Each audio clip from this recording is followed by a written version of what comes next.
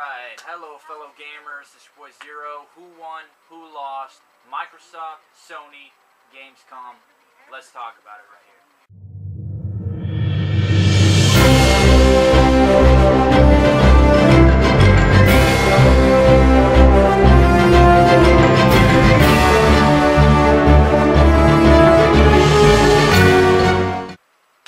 Alright, so who won?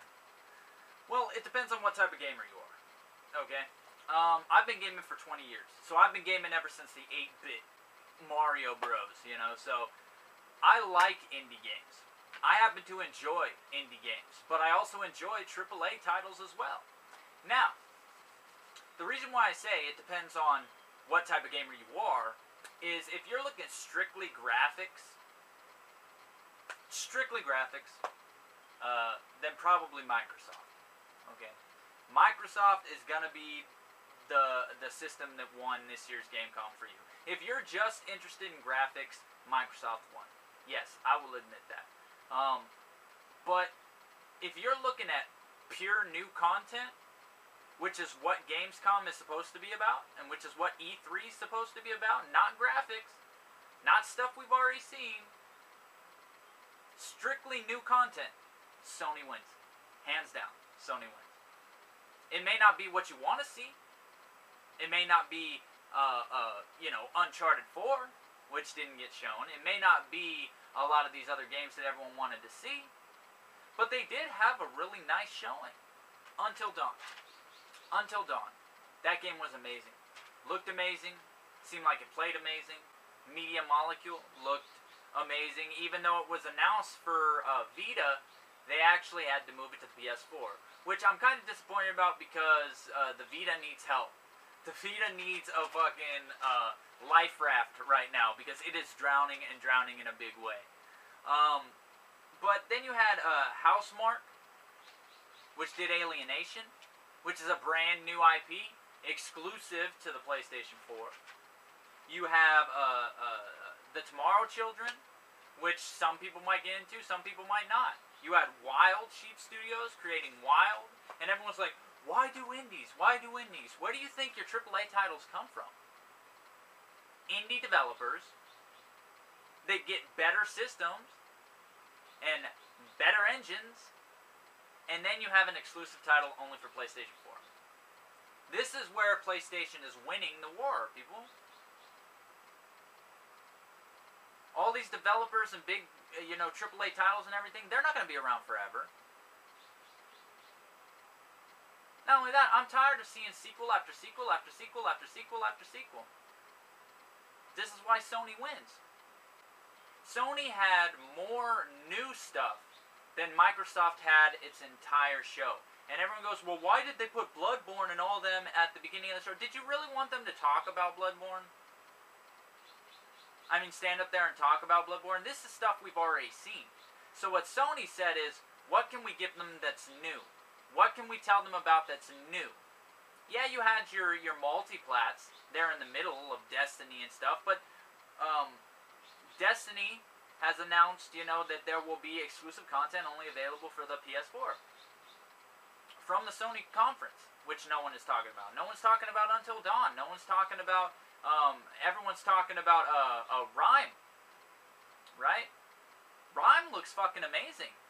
I don't know why you guys are like blowing it off because it's not the graphics of today, because it's not Assassin's Creed, because it's not Black Ops 2, because it's not this, because it's not that.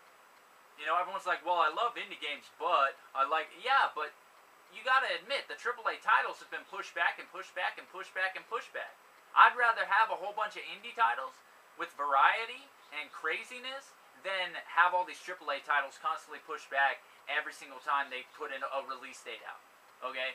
This is where Sony is winning the war. Okay? In terms of just putting out content that people enjoy. Resogun is one of the best indie games you'll ever play. And I don't even know why they're labeled indie games. They should be labeled games. Because they rival the AAA titles. Whether you believe it or not. To any gamer who has gamed from NES up, like really gamed on all platforms, playing everything, will tell you Sony won. Gamescom and E3 are not shows that are supposed to only show AAA titles. And everyone goes, oh, well, they get lost in indie titles. Yeah. Because right now, indie's really, really hot with a lot of gamers. Just because a lot of people who play Call of Duty and a lot of people who play other games are not good at these games doesn't mean that they're not good games, okay?